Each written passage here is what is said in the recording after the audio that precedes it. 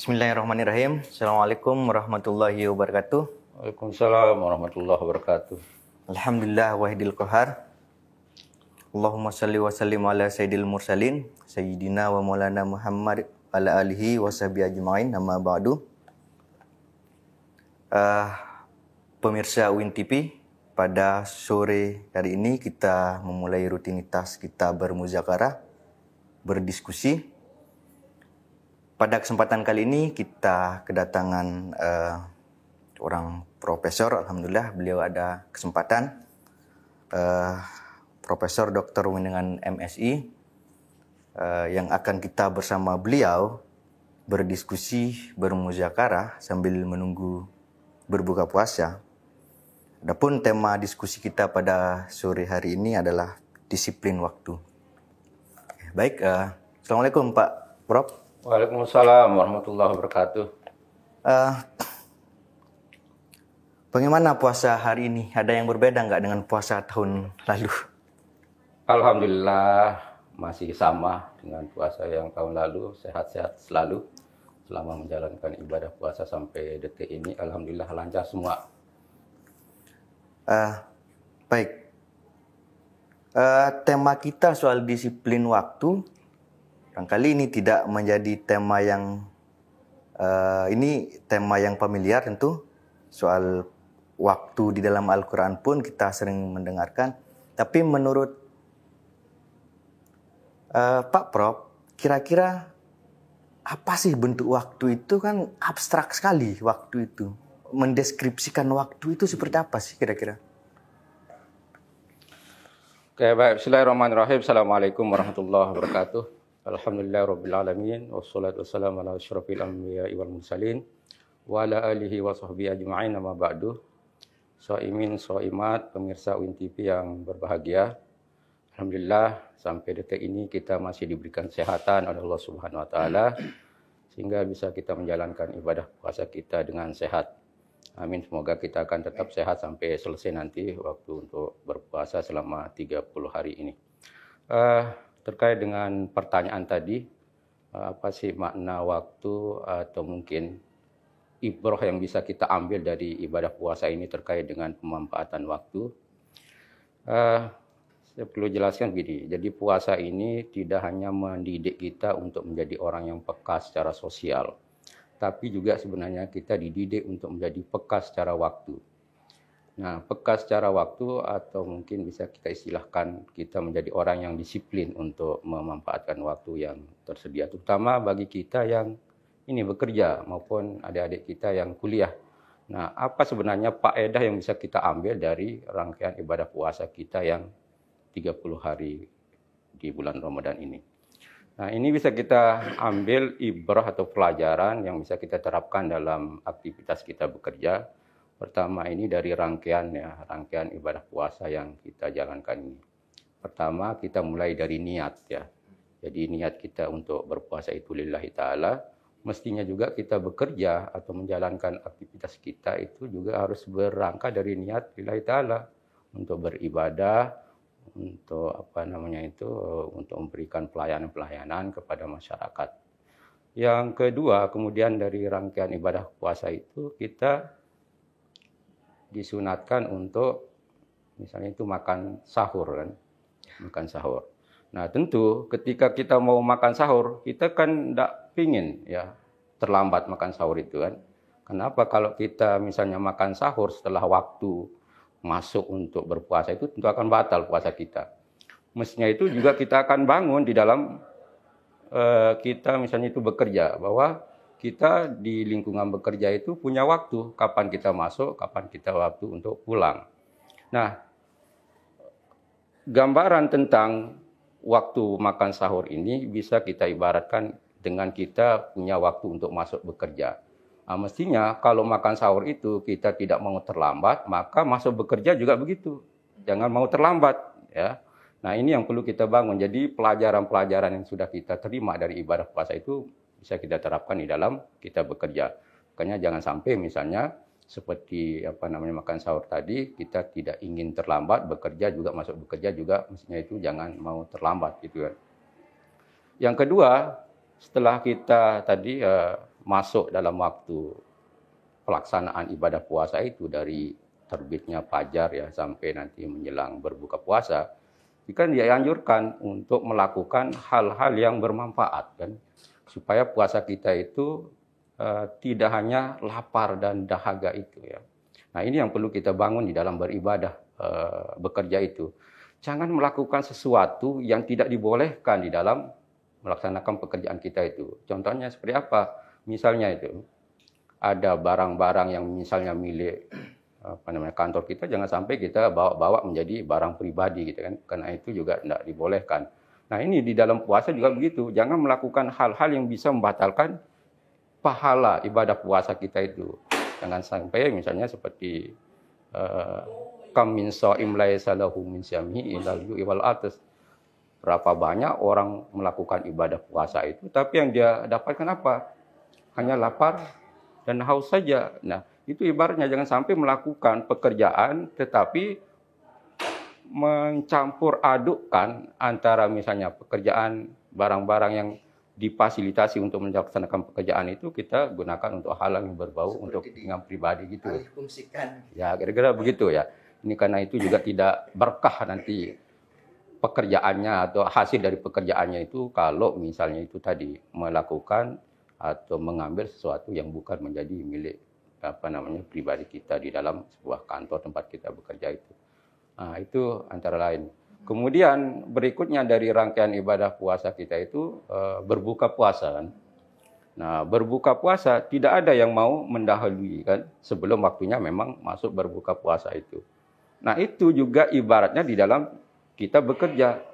Jangan sampai kita itu pulang sebelum waktunya memang jadwal kita untuk pulang gitu. Artinya jangan sampai makan sebelum berbuka. Gitu. Ya, kira-kira betul. Karena nggak mau puasa kita itu batal gara-gara tadi mendahului sebelum waktunya kita untuk berbuka puasa. Juga begitu sebenarnya di dalam penerapannya di lingkungan kita bekerja itu. Jangan sampai tadi itu ya pulang padahal waktunya sebelum kita pulang gitu kan. Nah, karena semua sudah ada ketentuannya di dalam kita melakukan pekerjaan itu. Oke, mungkin itu gambaran tentang makna atau faedah kita dari ibadah puasa itu untuk disiplin atau memanfaatkan waktu kita untuk bekerja itu. Baik, Prof. Artinya rangkaian-rangkaian puasa mulai dari niat, sahur sampai berbuka itu sebagai ibarat untuk kita jadikan barometer dalam pekerjaan kita. Misalkan kalau belum waktunya pulang jangan pulang dulu. Kalau belum waktunya berbuka jangan berbuka dulu gitu ya. Ya, banyak tentu yang ketika bulan Ramadan hanya fokus pada ibadah puasanya saja, tapi dia melupakan ibadah-ibadah yang lain. Dia fokus misalkan dia punya kerjaan tapi tidak mau dikerjakan karena lapar nih, nanti haus gitu, takut membatalkan puasa. Jadi kira-kira ciri-ciri orang yang rugi terhadap waktu, tidak memanfaatkan waktu itu seperti apa kira-kira Pak Bro?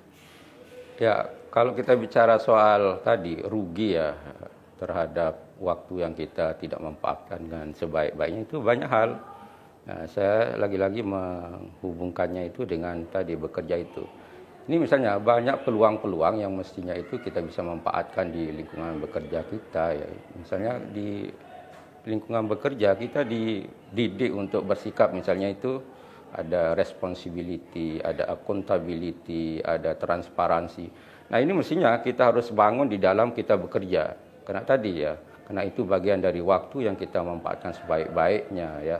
Untuk kita beribadah dalam hal misalnya kalau kita bicara di lingkungan bekerja untuk memberikan pelayanan ya, memberikan pelayanan kepada masyarakat, atau kalau kita bicara di lingkungan kampus ini terkait dengan pelayanan kita kepada mahasiswa. Ini jangan sampai misalnya ada mahasiswa yang minta dilayani tetapi entah alasan apapun ya, kemudian si pelayannya tadi itu mengabaikan apa yang semestinya tadi dilakukan. Nah, ini kan membuang-buang waktu yang semestinya itu banyak manfaat yang bisa diberikan kepada mahasiswa untuk dilayani. Ini kesannya kalau kita tadi respon terhadap apa yang menjadi kebutuhan mahasiswa itu kan di samping kita tadi secara rohaninya ya, artinya mendapatkan pahala, juga tadi dari citra kita sebagai misalnya pelayan di mata mahasiswa itu kita akan menjadi orang yang dipandang baik oleh mahasiswa. Nah, ini waktu-waktu yang kita harus manfaatkan dengan sebaik-baiknya di lingkungan bekerja itu, bagaimana kita bersikap, respon terhadap apa yang menjadi kebutuhan-kebutuhan pelayanan, kemudian accountability, bisa bertanggung jawab. Ya, artinya bertanggung jawab ini tidak mesti harus disuruh dulu ya, atau tidak mesti itu bukan pekerjaan saya. Kalau misalnya bisa kita lakukan dan itu baik, kenapa enggak kalau misalnya ada yang bisa kita lakukan untuk sebuah kebaikan. Nah, itu antara lain beberapa hal yang perlu kita manfaatkan sebaik-baiknya, mumpung kita misalnya itu di tempat bekerja yang bisa kita manfaatkan sebaik-baiknya waktu itu untuk memberikan pelayanan, dan itu bagian dari ibadah kan yang harus kita lakukan untuk manfaatkan waktu itu. Pak Prof, seringkali kita temukan alasan berpuasa sebagai alasan bermalas-malasan. Di tempat kerja ini sudah menjadi rahasia umum. Saya pikir karena alasan dia lapar atau alasan dia sedang berpuasa, jadi pelayanannya performanya tidak begitu maksimal. Jadi out-outan, malas-malasan itu. Jadi seperti tidak memunculkan seperti yang Prof bilang tadi, responsibility dan akuntabilitas itu. Kalau dari kacamata pahala, apakah itu mengurangi pahala ibadahnya ketika menjadikan Ramadan sebagai alasan alibi untuk malas gitu, tidak begitu respon? Kira-kira bagaimana? Ya, saya pikir bukan itu menjadi alasan ya. Karena tadi tidur saja di bulan puasa ini dihitung sebagai sebuah ibadah yang mendapatkan pahala. Kenapa tidak kita melakukan hal yang lebih bermanfaat? Kan justru itu akan mendapatkan pahala yang lebih banyak lagi kan. Jangan dijadikan misalnya karena puasa, kemudian tadi lapar segala macam, kemudian kita menjadikan dia itu sebagai alasan untuk ya kurang respon terhadap apa yang harus kita lakukan untuk memberikan pelayanan terbaik sebenarnya kepada siapa yang menjadi objek pelayanan kita itu. Nah, jadi itu mestinya itu dengan puasa ini justru meningkatkan ya amalan-amalan ibadah kita ya, karena pahalanya itu jauh lebih banyak ketimbang di bulan-bulan lain. Iya, tidur saja tadi di bulan puasa tadi dihitung sebagai sebuah ibadah, kenapa yang lebih bermanfaat kita tidak lakukan? Nah, mestinya begitu cara berpikirnya untuk memanfaatkan waktu yang sebaik-baiknya di bulan puasa Ramadan ini. Apalagi ini kan sekali setahun kita akan mendapatkan momen untuk melaksanakan ibadah yang jauh pahalanya itu lebih banyak ketimbang bulan-bulan yang lainnya. Oke, Pak Prof, soal waktu seringkali barangkali kita dengarkan, misalkan al-waktu kasyaif, waktu seperti pedang, itu berbahaya sekali kedengaran pedang gitu ya. Seberapa bahaya sih waktu ini, Pak Prof? Sampai seperti pedang itu loh. Ya. Jadi artinya kalau kita tidak memanfaatkan waktu dengan sebaik-baiknya kan merugikan kita sendiri kan. Nah ini, maksudnya seperti sekarang ini, kita diberikan waktu sampai misalnya puasa ini masih sehat walafiat kan. Mestinya kita harus memanfaatkan sebaik-baiknya, karena belum tentu tahun depannya itu kita masih diberikan waktu seperti ini sehat. Nah kenapa tidak dimanfaatkan waktu itu dengan sebaik-baiknya daripada kita tadi membuang begitu saja momen waktu yang begitu manfaat ini, justru akan merugikan bagi saya itu kalau kita tidak memanfaatkan waktu dengan sebaik-baiknya. Saya pikir itu kalau saya lebih ke merugikan kalau kita tidak memanfaatkan waktu yang sudah begitu diberikan banyak hal oleh Allah Subhanahu wa taala berupa nikmat sehat walafiat sehingga bisa ketemu dengan puasa ini, kemudian kita mengabaikan begitu saja berapa momen untuk kita yang seharusnya kita untuk meningkatkan ibadah itu. Oke, baik Pak Prof, terima kasih atas muzakarah kali ini, terima kasih atas diskusi dan waktu kesempatannya bisa hadir di tempat ini. Pemirsa UIN TV, adapun kesimpulan yang bisa kita ambil dari tema kita hari ini adalah jangan sia-siakan waktu.